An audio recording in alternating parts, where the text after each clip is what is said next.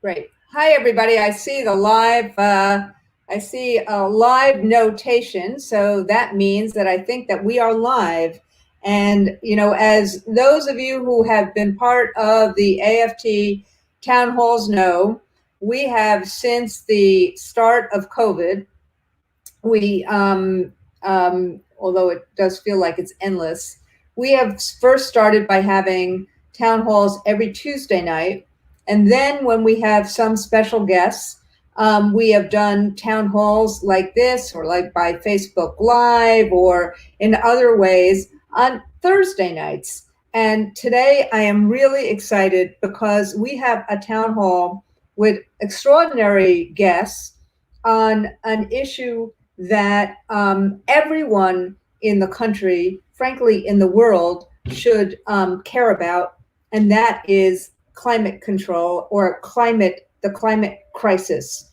I wish we had climate control, but ultimately, I'm here from New York today. But for the last 30 days, I have been basically coast to coast, from California to Nevada to Colorado to Kansas, because we are on a 30-day get out the vote bus trip. Now, Senator Markey knows about these kind of bus trips because as he was running for re-election in his primary, this is one of the things that if you're safe and you wear your mask and you physically distance, it is one of the ways that you can actually really still connect with people. And connect we must in this period of time. And so this 30 days, we're going to hit 16 states. But today I wanted to actually do this from home because I didn't want the bus to go blip, blip, blip, blip, blip, blip, blip, blip, blip, and the Zoom to go on and off.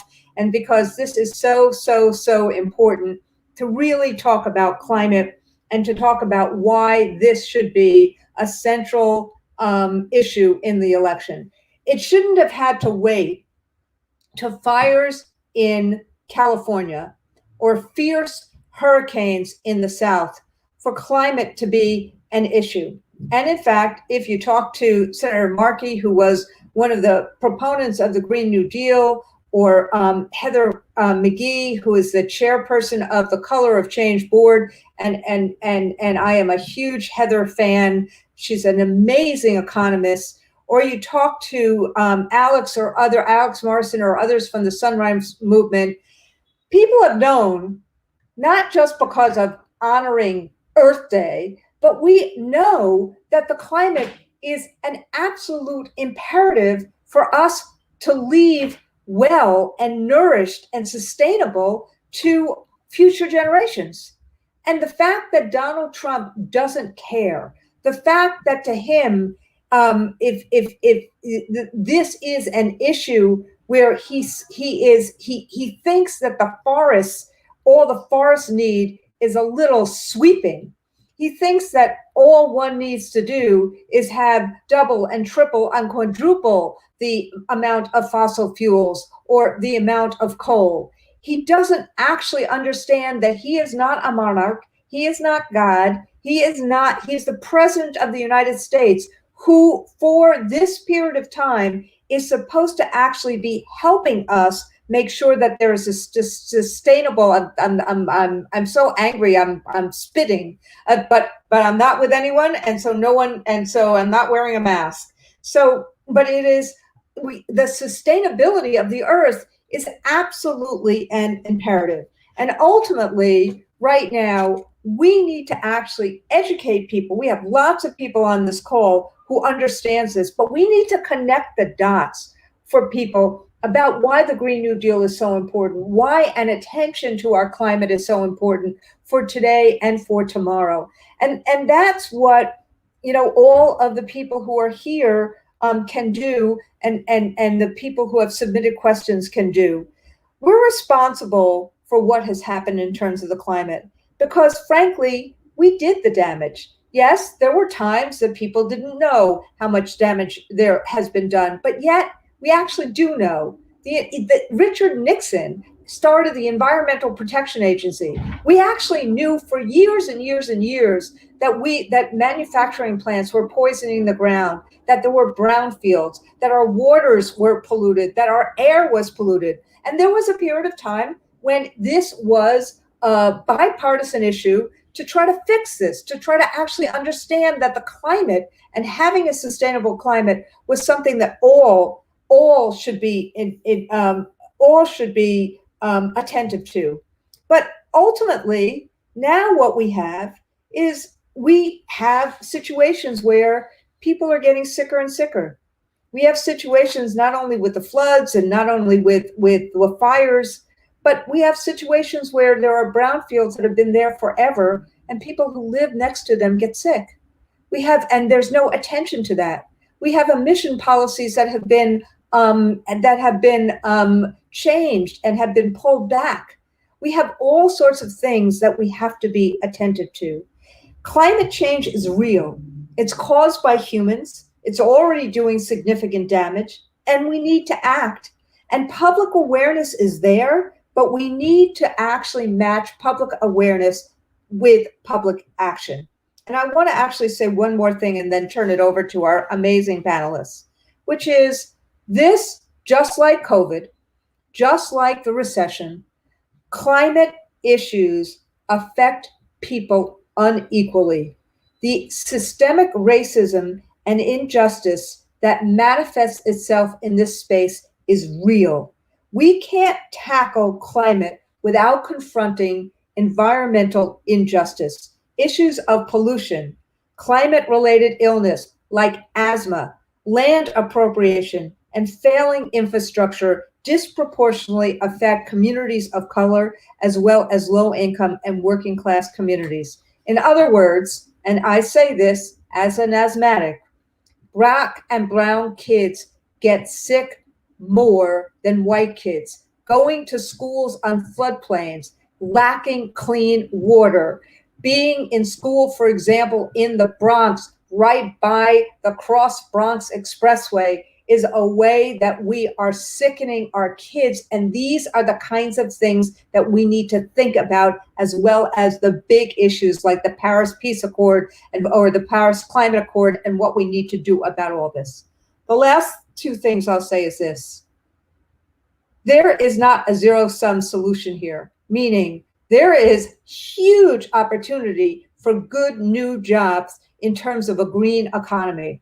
And everyone who is fighting for a green economy and fighting for sustainable climate in the future is talking about having a just transition.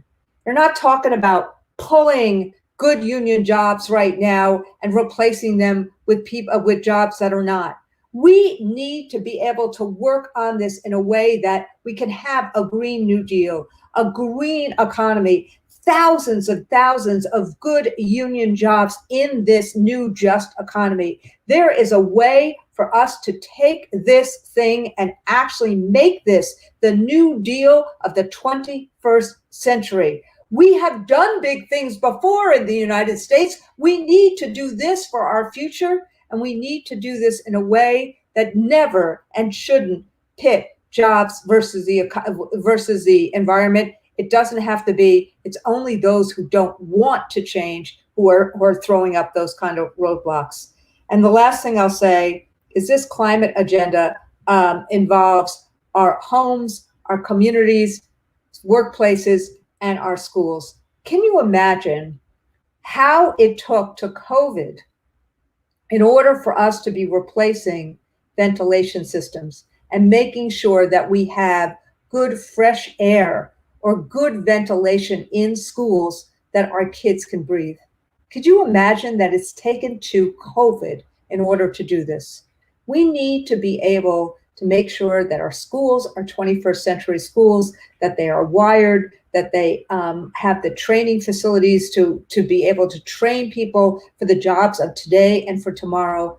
But we need to make sure that they are sustainable and they are green, and that people can walk into schools, can feel safe in every which way. So there's lots of things we have to talk about, how we teach kids about schools and about science and about health and about its effect in the world, how we actually change our economy, how we actually change the awareness in terms of climate. And frankly, I don't know any three people who are better in order to do this.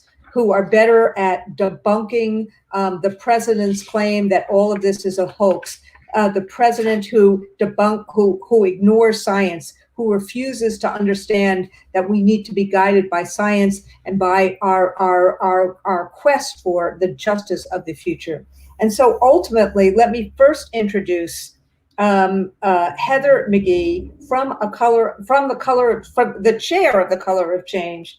But Heather is a well-known author and thought leader, and as I said, on the board of the chair of the board of Color of Change. And she's been incredibly clear and eloquent about how climate change is the result of social, economic, and political inequality. She has put the spotlight on the problems with an economy that has stripped wealth from the poor communities and communities of color, where the same companies are also contributing to climate change, and they're also actually subjugating people who live in those communities and who are actually suffering from the pollution that they spew out. So without further ado, Heather McGhee. Thank you, Randi. Thank you, President Weingarten, and thank you to the entire community of educators with the AFT and public servants with the AFT for inviting me and Alex and Senator Markey into this conversation this evening. You know, we don't get that many places where we get to talk with people who share our values about the real issues that face our planet and our people. We certainly don't get to hear about it on cable news. We certainly don't get to hear about it, sadly enough, during the debates. So I just really want to thank everybody for taking some time this evening to connect with your union brothers and sisters, and also to hear about the kinds of solutions that will help heal this country and our planet. So as Randi said, I'm Heather McGhee. I am the chair of the board of Color of Change, which is the largest online racial justice organization. And my background is in economic policy. I go to work every day trying to figure out how I can make our society more fair and more prosperous for more people. And that ultimately involves changing the rules that are currently rigged in the favor of the very wealthy, the polluting, profiteering few. That's just the way it is. So many of the issues we care about, whether it's racial justice, economic justice, women's rights, education, healthcare, it all goes through one route, which are the doors of our democracy that the wealthy are trying to keep closed and closed just so that they can be in the back room cutting the deals. But we're not going to let them, right? We are involved right now, each and every one of us, in an historic election. And more than just the election, which is, of course, already underway. It's not on November 3rd. It's already underway all over the country. But more than just the election, this election feels like a culminating moment of the last 4 years where the United States of America has seen the act of citizenship go on steroids. We've had the largest protests in history. First in 2017 with the Women's March. Then we soon saw the climate marches, which were the biggest global rallies we've ever seen. And then the movement uprising for Black Lives this summer, which is the biggest mass mobilization that has ever happened in our history. More people are taking action to really make citizenship real. Even people who don't have the paper documents of citizenship are saying, I want a voice in shaping our future. And so you all, as people who are activists and professionals and have come together in a union to shape the course of your own family's lives, the workplaces that you're in, the education in many cases for the children that you teach, you guys are really a part of a vanguard and a movement that is just igniting the country and the world. So that's the context for any conversation we need to have about the climate. Now, I don't need to talk to you all about the facts about climate change because unlike, the debates, we don't have to debate the basic science. We know that 95% of the world's scientists agree. This is not something you believe in or you don't. You don't believe it's raining or you don't believe it's raining. It's just raining. You either have an umbrella or you don't. And our country, for some reason, Although we are historically, we are responsible for the greatest amount of carbon, polluting carbon in the atmosphere, and we are supposed to be the greatest country on the planet, we have chosen not to lead on this issue. The solar panel was invented in the United States, and yet we are being outmatched and outdone by dozens of other countries about transitioning to clean, renewable energy. I want to say something about the fact that this problem of the way that we abuse and exploit our air and our water is not just about the ice caps, the polar ice caps. It's also about some of the most intimate parts of our families and our lives. And I want to speak particularly to the women and parents on this call right now, because the science is beginning to show a very clear link between the kind of pollution that is in the air and whether or not a woman can bring a baby that she is ready to love all the way in through to life. And that is the fact that 1 out of every 5 premature babies, that prematurity has been linked to air pollution. And we know this, and we've seen the opposite, because this spring, when the whole world locked down and we stopped driving cars that were spewing fossil fuels, we stopped using so much electricity in our center cities, when emissions went down and air pollution went down, the rate of premature babies went down by 90% in many countries across the globe, including in the United States.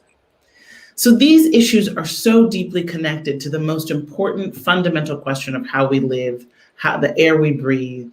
And what is so exciting about this moment, this movement moment, is that we have a vision. Now, the right wing decided to attack the idea of the Green New Deal right away. Of course they did. It's incredibly popular. They know to attack the things that are strong and popular.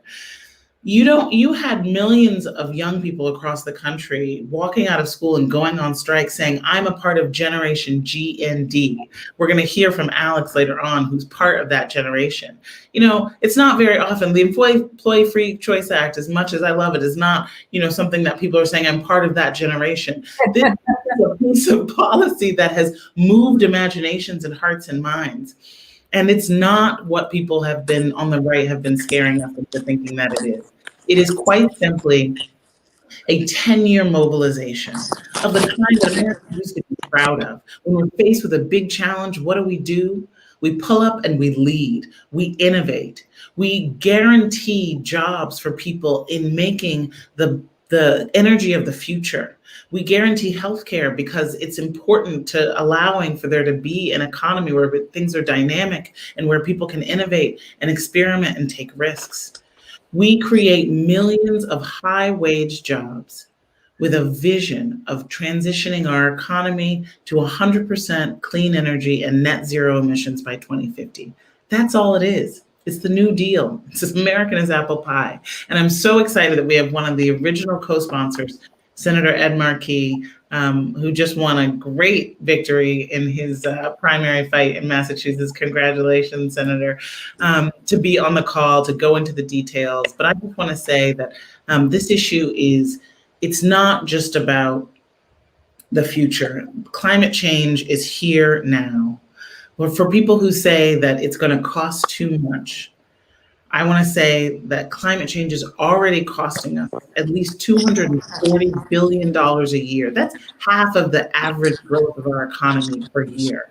It's already costing us. Of course it is. When you see wildfires, the size of other states happening in California and on the West Coast, when you see floodplains in the Midwest and hurricanes in the South, obviously, we are already bearing too high a cost just to support an old technology that is no longer serving our needs, and just to support the lobbyists who are still getting subsidies to use that kind of technology and exploit our resources. Thankfully, we have in Joe Biden and Kamala Harris people on the ticket who are deeply committed to the vision, maybe not entirely to endorsing the Green New Deal at the top of the ticket. But what's most important is that if you look at the details, the investment in industrial policy, manufacturing, and millions of green new jobs, the commitment to 0% by 2050, to 100% green energy and zero net emissions by 2050, it's all there. And we can fill in the details with our movement building and create the kind of future that nurtures our children and that gives them the planet that they deserve. Thank you. Thank you so much, Heather. And, thank you. I mean, every time you speak, as I said to everybody, I am a Heather fan, and we have done other things together in community over years. But every time you speak, I learn something, and I really, really, really appreciate you and appreciate all the work that you've done at Demos and now Color of Change. Thank you for everything. Really, thank you. And then let me actually introduce the man of the hour, who just had, as Heather said, a very decisive primary win, who, some of us wondered why he had to go through that primary at all, but that's, for another day. And, but that is Senator Ed Markey, who, as Heather said, is the Senate co-author of the Green New Deal, which has been, and sent shockwaves through Washington when he and AOC first introduced it. But it is the most significant climate change legislation to be introduced in, and hopefully to make its way through the Senate and the House of Representatives, probably in a generation. But Senator Markey is not new to this. Senator Markey had worked with Henry Waxman on the American Clean Energy and Security Act, which proposed a cap and trade system to slash global warming emissions and help ensure America's electricity came from renewable sources. And frankly, as the chair of the Senate Climate Change Task Force, and as previously as the chair of the Select Committee on Energy, Independence, and Global Warming, and maybe, God willing, you'll be the chair of that committee again, he has really been both a political force, a legislative force, and one of the true heroes on how you knit together what is happening in the environment and what you need to do in policy to either enhance sustainability or combat the terrible pollutants that we see coming at us. And with that, Senator Ed Markey. Thank you, Randi, so much. And thank you for all your help in my primary as well. AFT had my back.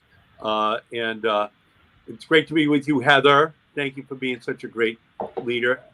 Alex, the Sunrise Movement, kind of the ground troops of this revolution, this green revolution that is taking place in the country. So Randi, talked about this, but it goes right to the heart of what this election is all about. Donald Trump is a denier. He's the denier in chief. He's in the Oval Office. He doesn't believe in science, whether it be climate science, coronavirus science. He just does not believe in science. Whoever his science advisor is, we don't know that person's name. They're in a witness protection program. They're just not allowed to actually reflect the real facts of science. So we're at a turning point here in our country's history. And Randi laid out a little bit of my personal history on these issues. So right after Alexandria Ocasio-Cortez was elected in November of 2018, she and I, 3 weeks later, we had a 2.5-hour lunch in the senatorial dining room talking about what the outlines of a Green New Deal would look like. And she would introduce it in the House. I would introduce it in the Senate. So our staffs then took 7 weeks to put it together. So then on February 7th of 2019, we introduced the Green New Deal, and nothing has been the same since then. And we immediately drew the wrath of Fox News. We drew the wrath of Donald Trump, of the fossil fuel industry, all saying, oh, what have they done? It looks like socialism.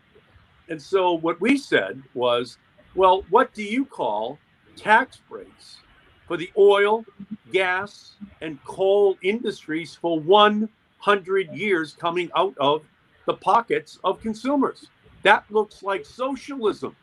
So just give us some of that socialism for wind and solar and all electric vehicles and plug-in hybrids and battery storage technologies and energy conservation strategies for agriculture and industrial and commercial sector, and we will bury the fossil fuel industry in a generation. That was our response. And let's just contrast 2020 to 2016. In 2016, there was not a single question asked of Hillary or Donald Trump about climate change. Well, the Green New Deal, it solved that problem. Everyone's got a view on it now. Everyone has their own version of a plan. And again, that's the goal. The goal is to help to lift people's gaze to the constellation of possibilities in our ability to deal with, confront this climate crisis, which is affecting us. And we know the planet's dangerously warming. We know there are no emergency rooms for planets. So we have to engage in preventative care. And that's what all of these renewable energy technologies are. And Heather mentioned it, and I think it's important for us to talk about it. Randi talked about it as well, that Black and brown families in America have always breathed different air than white suburban families. So even in the coronavirus up here in Boston and Chelsea, well, they always had the highest rate of asthma. It's a Black and brown and immigrant community because they're so close to the pollution, which then has made them more vulnerable to the coronavirus, on top of the fact that they're mostly essential workers over there. And somehow or other, Trump wants to demonize them. But in fact, it's all part of the structural racism that's built into the environmental system in the United States. And so from my perspective, we're here at the turning point right now. We know that it's not a technological problem that we have in deploying all of these renewable energy sources. It's a political problem because the fossil fuel industry owns the Republican Party. They're a wholly owned subsidiary of the Republican Party. And so this November 3rd, environmental justice is on the ballot. So isn't the Paris Climate Accord. It's on the ballot. The Green New Deal is on the ballot. So, and the same thing is true for educational justice, healthcare justice, economic justice. There's something wrong when 3 individuals in the United States have more wealth than the bottom 50 percentile of our population combined. There's something fundamentally that's gone wrong with our economic system. And racial justice. So we know it's all on the ballot, and we know that the common theme throughout each one of those issues is that Black and brown families are discriminated against. They're victimized. So we have this incredible opportunity to have a revolution. So Alexandria Ocasio-Cortez and Ed Markey, we endorsed Joe Biden. We endorsed Kamala Harris. We have the denier-in-chief sitting in the Oval Office. He's going to leave on January 20th and go back down to Mar-a-Lago and not even realize it's going to turn into Mar-a-Lagoon in about 15 years because of all of the rising tides on the Florida coast. So we've got this incredible moment. And just over to Alex, in my race, young people rose up. The Sunrise Movement rose up in my race just last month by the thousands. Young people are leading us on climate. We should listen to young people. We should follow the young people. They are angry that they have been left with a problem that will afflict them throughout the entirety of their lives unless we do something about it. And bottom line, teachers are the most respected people in our society. When teachers speak, people listen. And I ask you to please make sure that your voices are heard on this issue. Young people especially want to partner with older generations to be the revolutionaries. And what I found was the more young people that came into my campaign talking about the Green New Deal, Medicare for All, and other progressive issues, racial justice, is the more excited old people got. Yeah. And so that's our real opportunity right now. We can do this. We do have a phenomenal opportunity to change the direction of the health of the planet. If Donald Trump gets reelected, it will be the equivalent of a death sentence for the planet, because for 4 more years, he will thwart the action which is necessary to save this planet. So we can do it. We can save all of creation by engaging in massive union job creation. And this is the time, and this is the place. And teachers, you are a force in my race, along with the Sunrise Movement, and nationally, we must do this. This is our historical imperative. This is our FDR moment. We can get this done. Thank you for all that you are doing. You know, both you and Heather talked a lot about Alex. And Alex, I don't want you to hold your entire generation on your shoulders here. But what's interesting, at least, and let me just be a little personal for a moment. You know, I was very reluctant. I said, you know, to our staff and to our leaders, we have a lot of issues we're dealing with. We're dealing with all the economic issues. We're dealing with all the racism issues. We're dealing with all the health issues. We're dealing with all the education issues. Are we really going to start dealing with all the climate issues too? And, you know, people looked at me and said, just like Heather said, and just like Ed Markey said, like, you know, you have to, because they're all interrelated. And because if we cannot breathe, our kids cannot learn.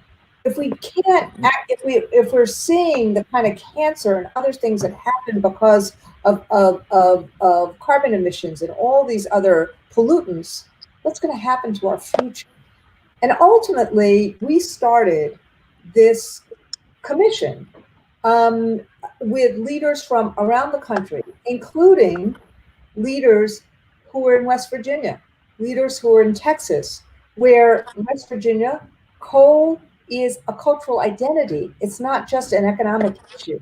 Leaders in Texas, there are all these issues around fossil fuels and the economic and the people who work in the fossil fuel industry. What ended up happening, and I think Sunrise Movement, Alex, your colleagues really helped me get to the point of saying, let us really engage in this. That conversation we had many months ago in my office was really transformative for me. What happened this summer is we put a resolution, the first resolution from a labor union, on our, or I think it was one of the first resolutions from a union within the AFL, on our convention floor, and we passed this omnibus resolution for climate action. And ultimately, we taught a lot of people, including myself, not only how important it is, but how to connect the dots in the way in which Senator Markey just said. But I think it is what the students have done, what the Sunrise Movement have done, what youth have done to say, ultimately, this is our inheritance. This is our planet. You can't leave us a planet where it's not recoverable for us to actually live and thrive and survive. And I saw that kind of sense of righteous anger and righteous resistance at the climate march in New York last year at this time and all throughout the nation. And I just want to say to Alex, thank you for all the work, the movement buildings that Sunrise has done. Thank you for all the work that you and others have done, not only in helping Senator Markey, but in helping all of us get to a new president and a new vice president and a new Senate that's actually going to take these issues seriously and is not going to turn away from actually making sure the planet is sustainable. And with that, Alex Morrison. Yeah, I appreciate all that. And I can't thank enough people like Heather and people like Senator Markey that I've learned so much from in very tangential ways. Fun fact, Heather, there's actually a video that we show in our orientation training that you're in. So it's just, an honor to be on the same panel with you. But yeah, I'm just gonna get into it a bit. So I'm Alex Morrison. I've been organizing with Sunrise Movement since January 2019, and I'm a member of SEIU, Local 10 to 1, actually, in my community in Oakland, California. So as a young person, I've come of age during two of the worst economic recessions since the Great Depression. I grew up at the age of 13 watching Katrina tear through New Orleans, and I saw firsthand really the way that climate change and systemic racism and all of these other issues are really joined together and interconnected. And I know as a young person, that's what energized me to get involved with Sunrise Movement and start building a movement of other young people, because I know personally that was the first time that I saw a bunch of young people working to address climate change at the scale of the problem and recognizing that actually does mean rethinking every aspect of our society. And that means owning the need to center race and racial and economic justice as well, and not being afraid from that and run from that. Like I've seen so many, not to take any shots, so many other big environmental orgs do. Because yeah, right now this country is a disaster. And I actually mean that literally. So for the first time, all 50 states are currently under a federal disaster declaration. And that's not just because of COVID-19. Most people, if you're looking out your window, no matter where you are in the country, like the West is still on fire. I'm seeing that every day. The Southeast has been rocked by so many storms that they have to switch to a different alphabet just to make new names. And last September, we broke a record that we've seen all too often. It was the hottest September ever recorded. And over this past summer, we've seen the ways that systemic racism and white supremacy have really come to a head. And there have been uprisings all across this country, beautiful uprisings, highlighting the urgency of this moment and the real need for change. Where I live in Oakland, I've been seeing the way that these crises converge with 30 straight days of poor air quality. And that's directly attributable to these mega fires that are happening in the communities to the north of me. So I'm sure everyone saw on social media, as these pictures of orange skies are just flying out across the country from my backyard, basically. What isn't as much is that many of the essential workers that are in this area still have to endure these conditions without adequate PPE for either the pandemic or the toxic air that they have to breathe. And I mean, Heather was talking about this, Senator Markey was talking about this, but we know that Black and brown communities have historically dealt with the worst air quality. And these are the same people that are left to fend for ourselves, as only the people who actually have resources are able to flee for the fire season to some other place or access the air purifiers that they need to protect their lungs. The devastating impacts that we've seen this have on the houseless neighbors that we have in Oakland, our incarcerated and detained community members, and our elders really can't be overstated in this moment. A recent study that I saw actually calculated that as many as 1,200 people have lost their lives in California alone due to the impact of the smoke. And that's almost certainly an undercount. But this doesn't have to be the case. This doesn't have to be the way that things are. The inability to address any of these challenges sheds light on the fact that the era of incrementalism needs to just end. Our leaders need to be taking bold, big steps and not any more of these half measures. So when we're fighting for sweeping policy like the Green New Deal, the Thrive Agenda, what we're really fighting for is a reprioritization of our economy and our society to one that values caring work. It's the same work that's done by many AFT members. We're talking about the teachers, the healthcare workers, the government employees that are working tirelessly to enrich the daily lives of everyone around them and to keep our world turning, quite frankly. And through the Thrive agenda, we are fighting for an economy and society that sees the neglect and disinvestment from communities of color, and it makes the necessary reprioritizations that have to happen to address that. It's envisioning an economy and society where millions of current and future workers have access to good union jobs with protections, benefits, and family sustaining wage, because that's what everyone really needs to survive. And that's why I'm super excited. There's been a lot of love like showered onto Sunrise Movement in this call, but I really am excited to be in coalition with you all because, as Randy was mentioning, as an endorser of the Green New Deal and the Thrive agenda, we're really doing the work that's necessary to build a multiracial movement of working people that is required to create the future that we really want to see.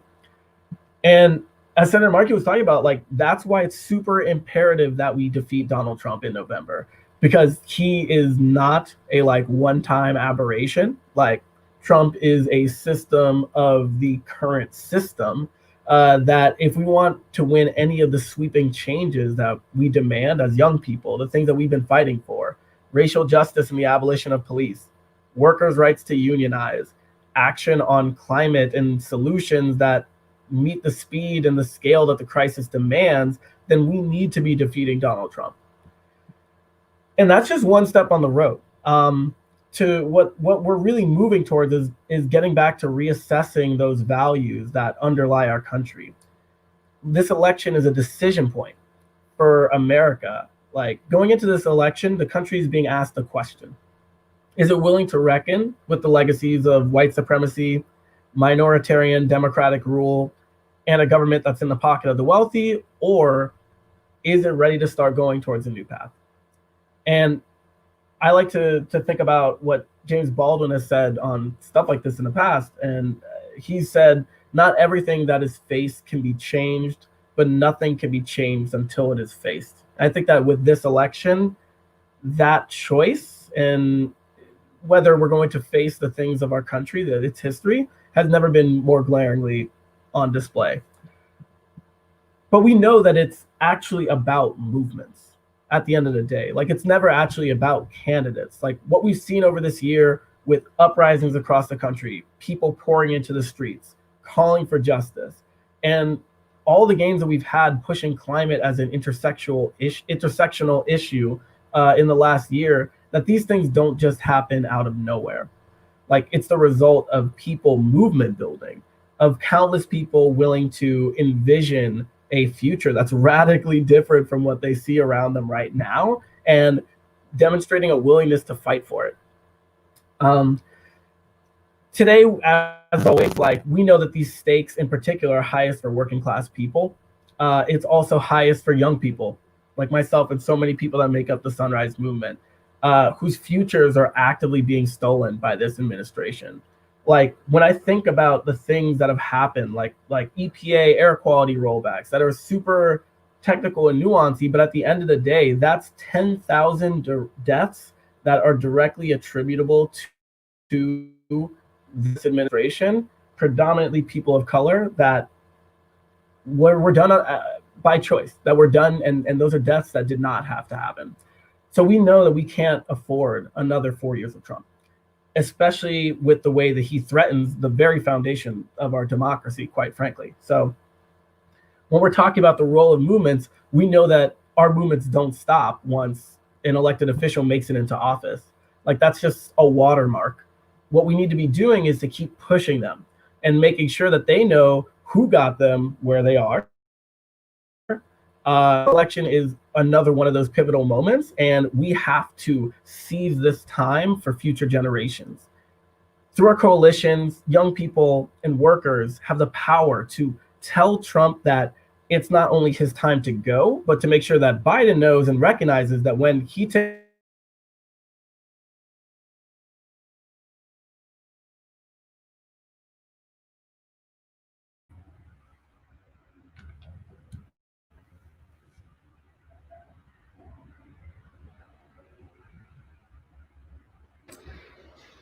Did Alex freeze?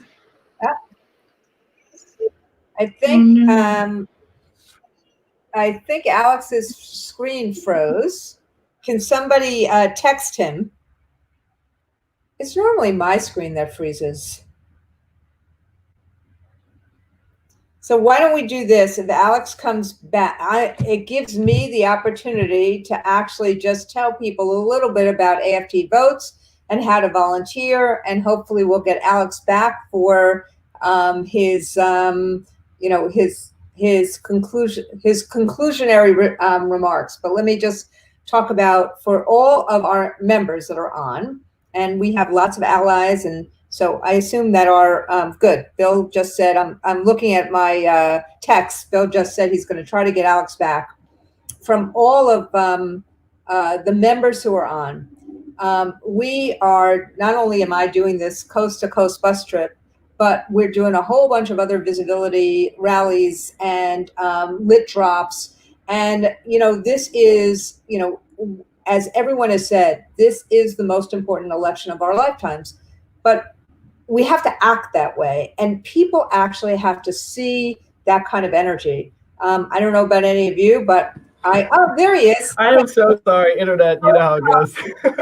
It's remote. It's stuff. We need a big infrastructure plan. Yeah. If we had a better grid, it wouldn't happen.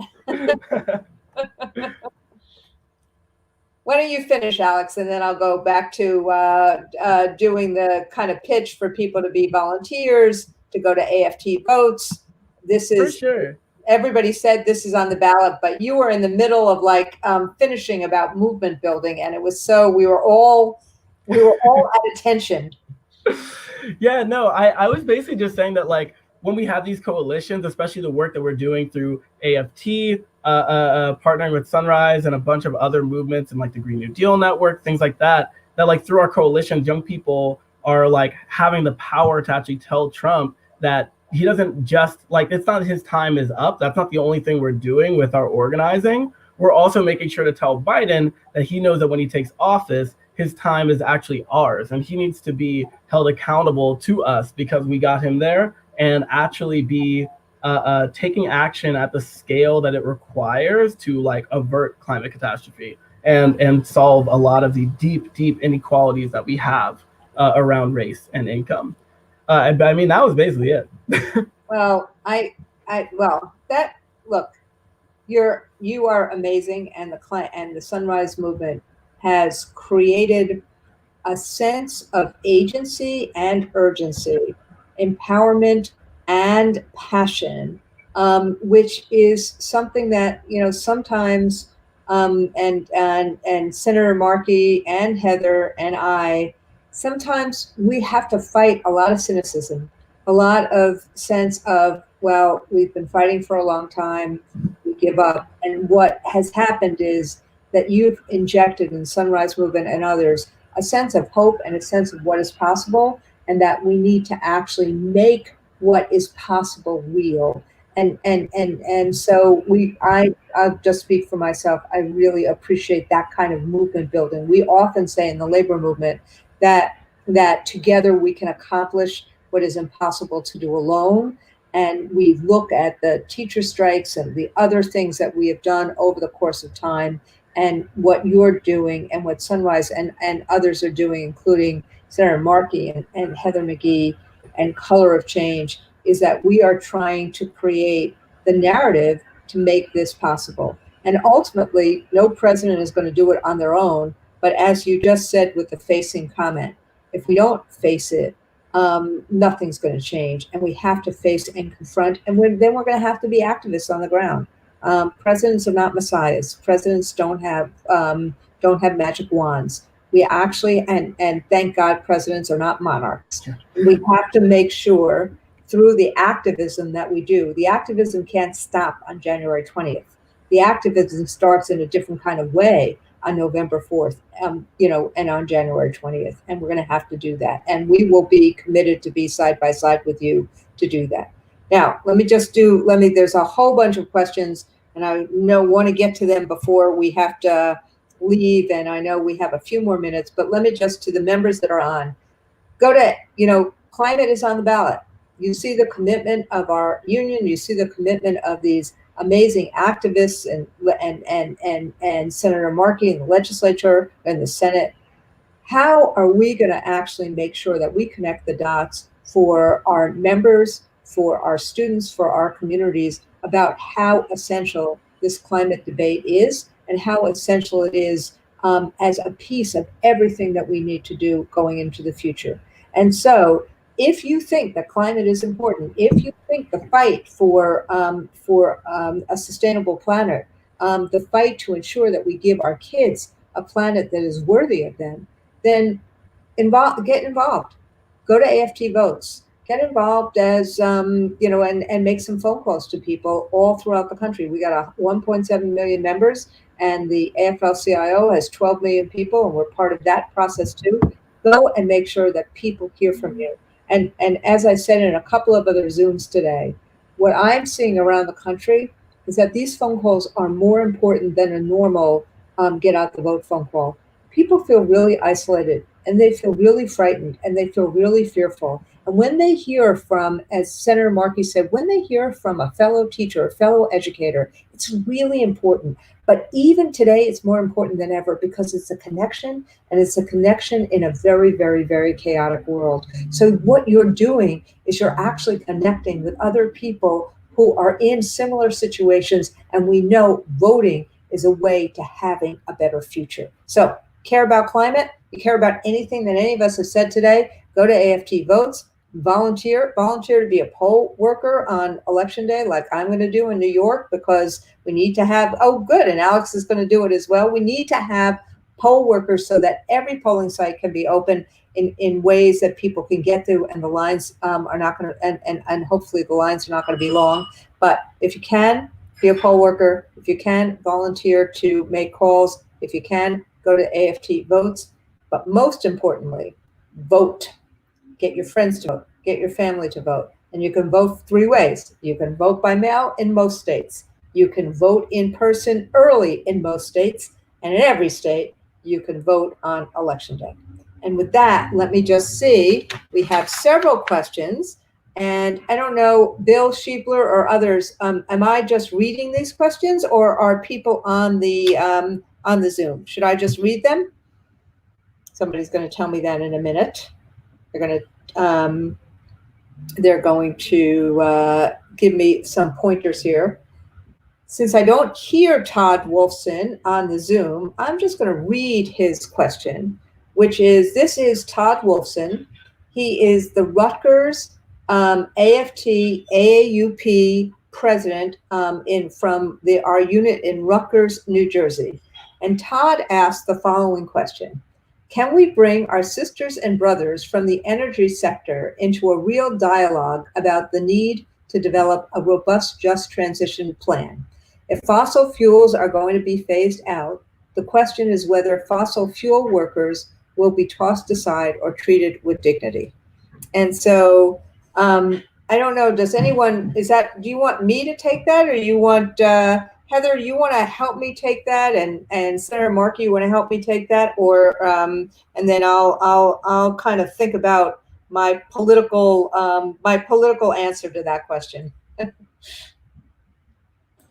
I think Senator Markey or Alex should take it. Okay. I defer to Senator Markey, but Yeah, I'll add my thoughts. Okay, good. No, I can defer to you, Alex, but the goal has to be, I think you said this up front, Randy, that it has to be a transition, but it has to be a just transition.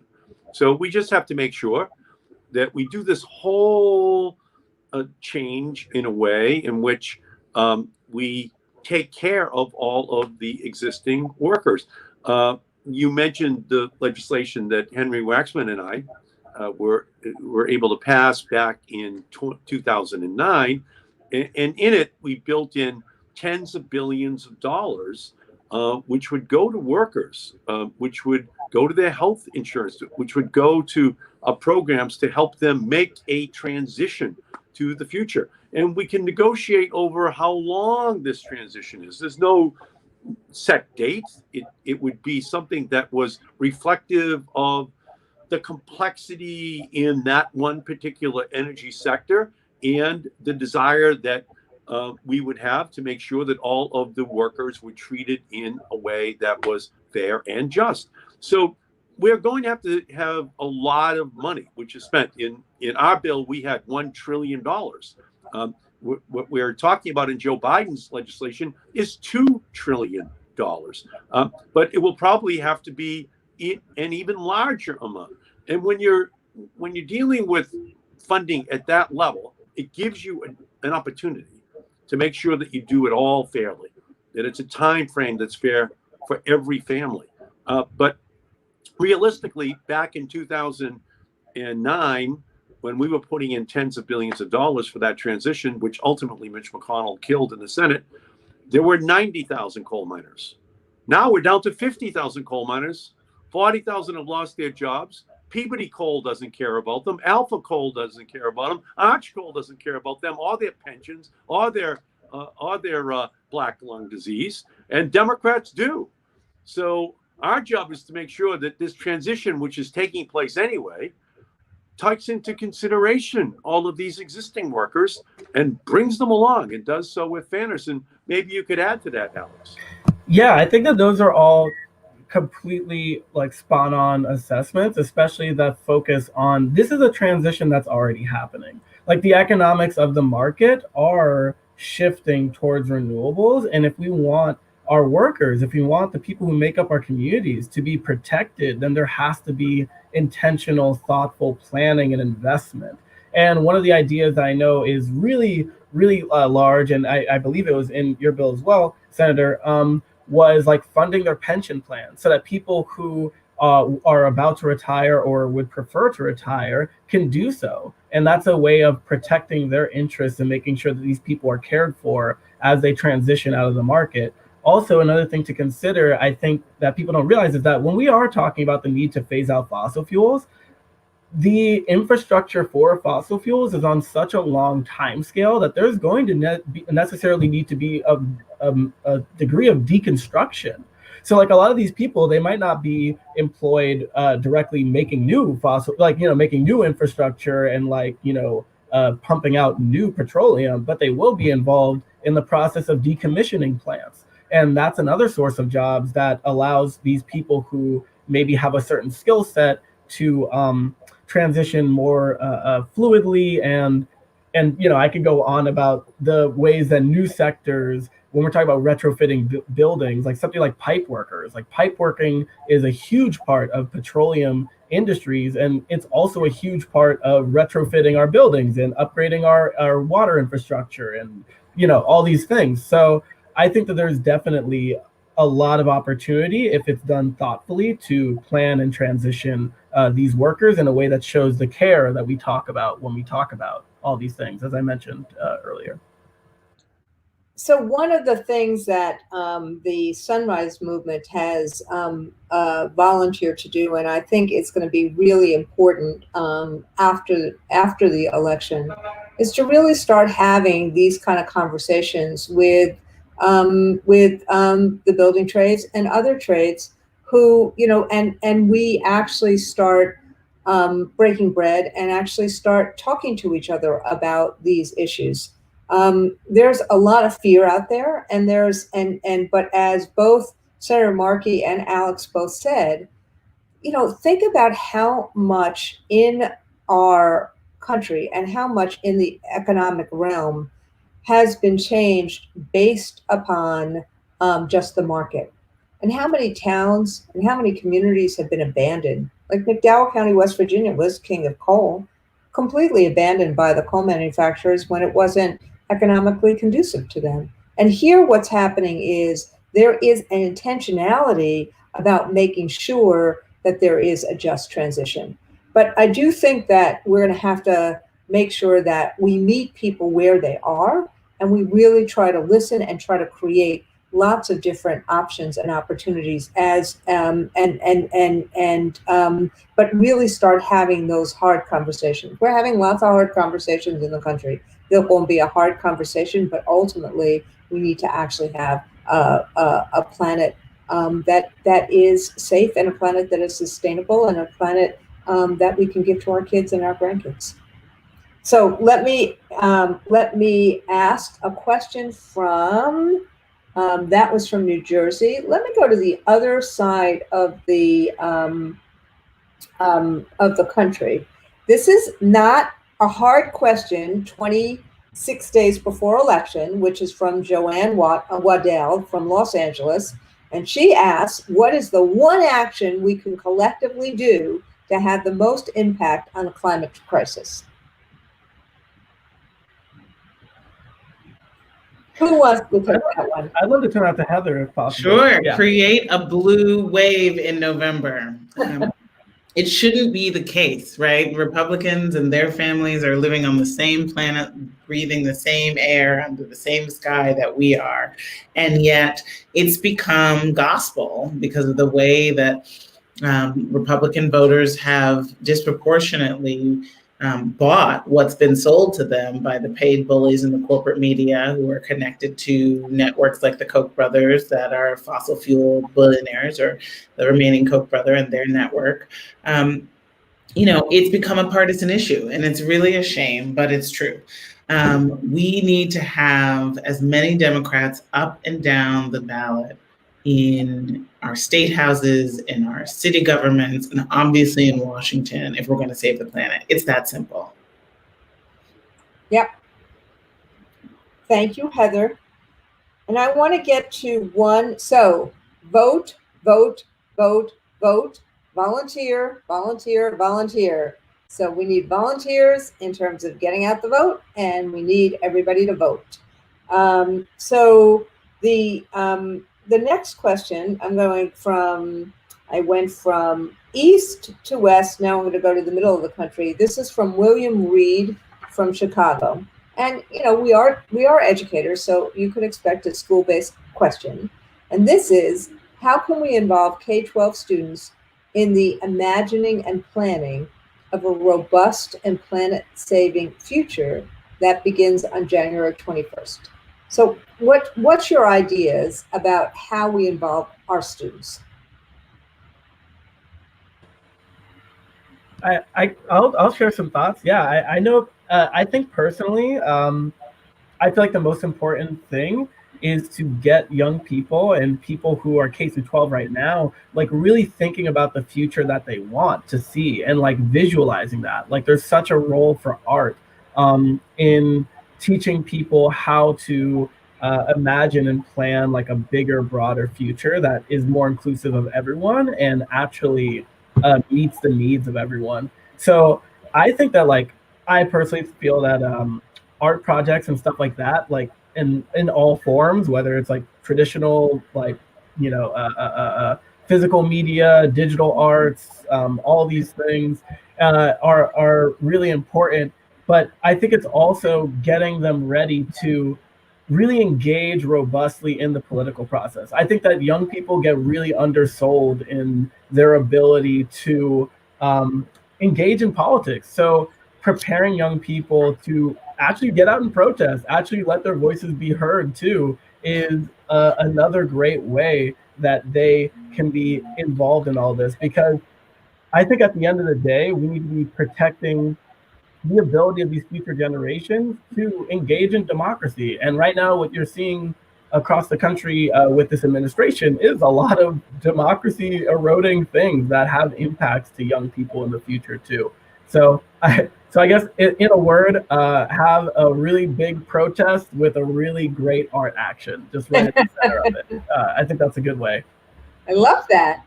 And get involved with Sunrise, which has members, in grade school, if I'm not mistaken.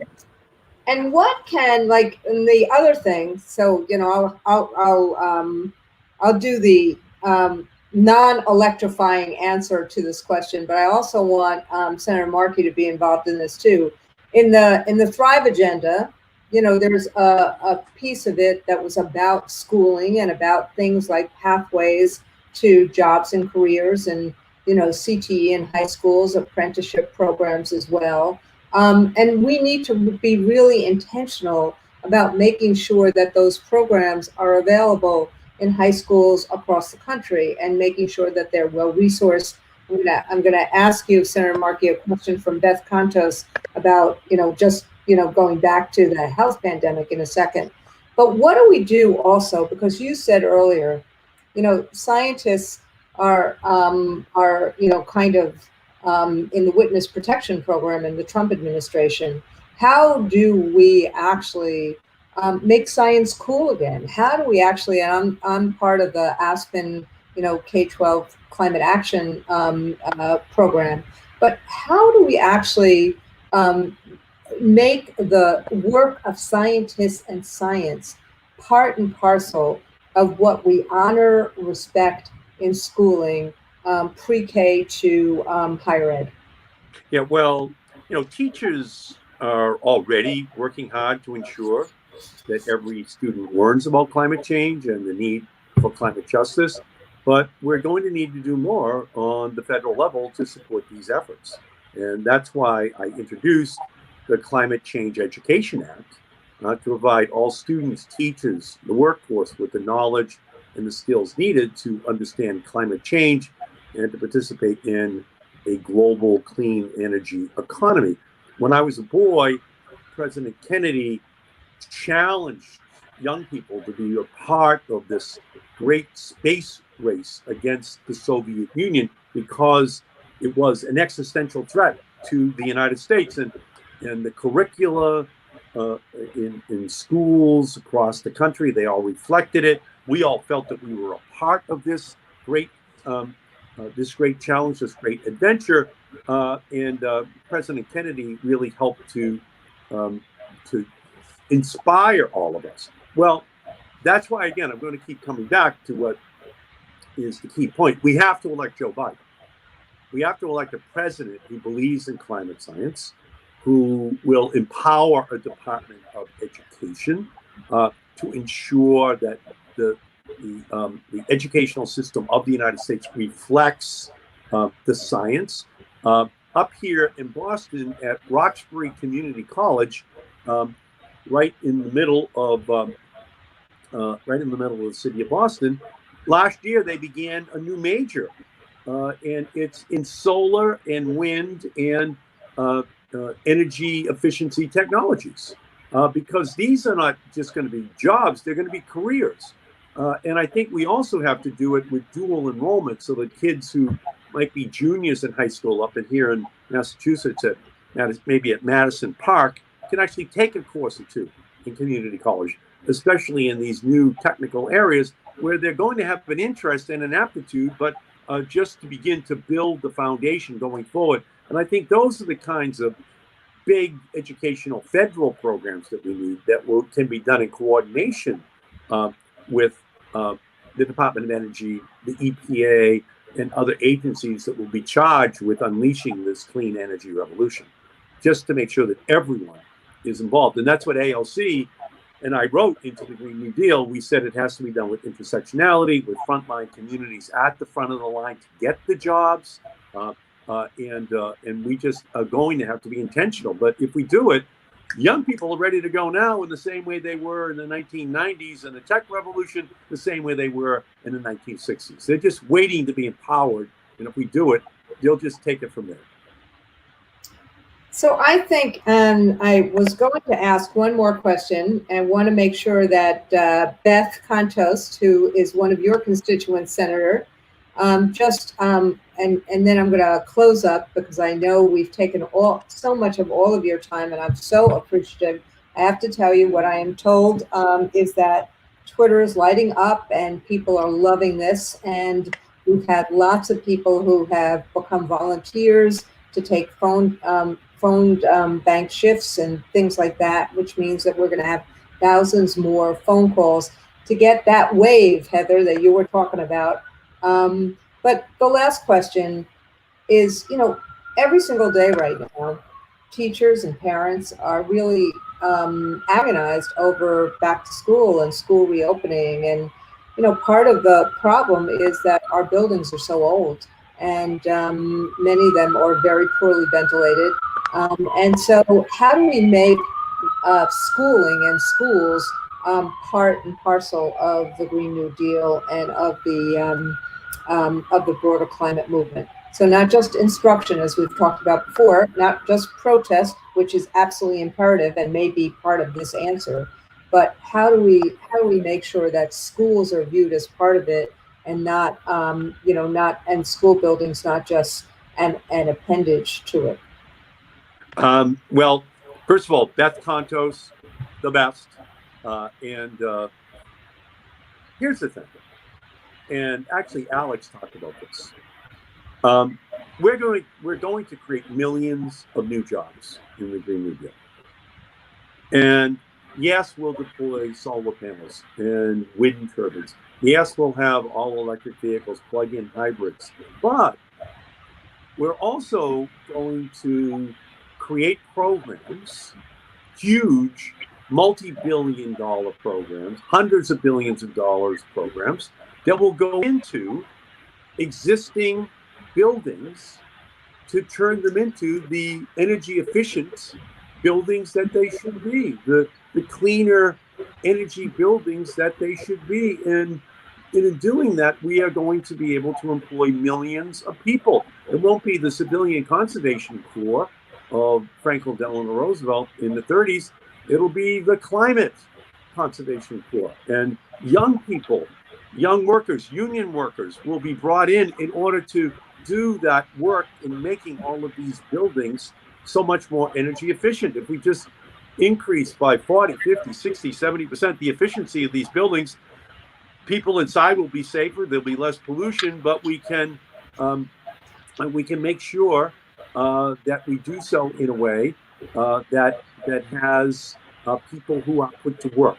And I think in a way that's going to build the momentum to say to unions, to say to those who are the doubters, oh, I understand what you're talking about now. Some of these buildings are 40, 50, 60, 70, 80 years old.